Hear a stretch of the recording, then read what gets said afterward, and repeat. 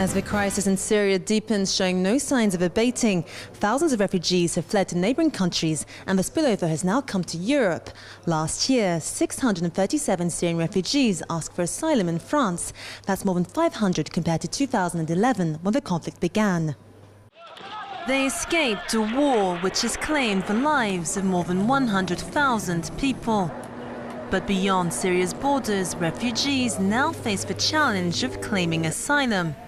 Last year, France welcomed 637 Syrian refugees, much less than other countries.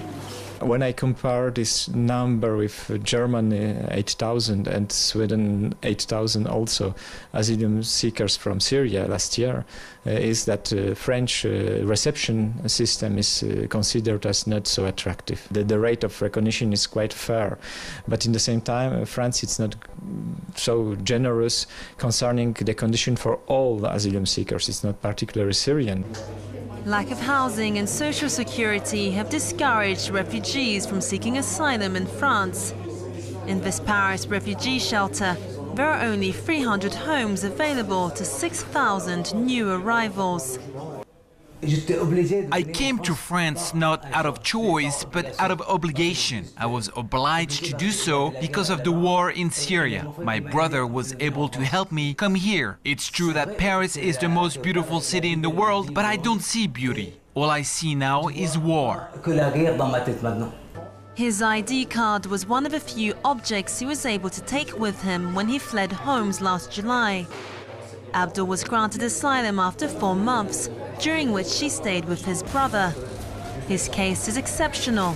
Most Syrian refugees have no family in France, nor do they speak the language. There's so much demand on the housing here, and these guys cannot rent because they don't have it. They don't work, they don't have any salaries yet. It's very hard to find housing for the refugees, especially those who come with their families. 1.8 million refugees are currently displaced in neighbouring Jordan, Lebanon and Turkey. But with the capacity of these countries to offer asylum severely stretched, they've been forced to seek refuge in Europe, some by visa, others through legal means. And for refugees like Mahmoud, they're lucky to have made it at all. Concerning me, there was a car with a pump in my area, and it was organized especially for me. Despite the threat to his life, Mahmoud still wants to go home. One day I want to go back to my country, and you know, when you apply for asylum, so during this period, you know, you are not allowed to go to your country. 2 years of clashes between rebels and forces of Bashar al-Assad have created the world's worst refugee crisis for 20 years. In my town of Homs, all the houses are empty. Everyone is now a refugee. Those that remain are working with the regime. The others have all become refugees, either in Homs, in other towns, or outside Syria. With refugee numbers set to increase, asylum systems are struggling to cope, putting the solidarity of neighbouring and European countries to the test.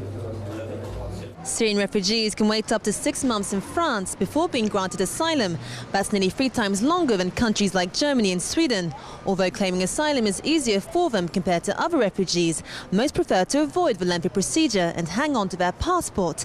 And with that, hang on to the hope they'll soon be going home. I'm Christina Okello for JN1 in Paris.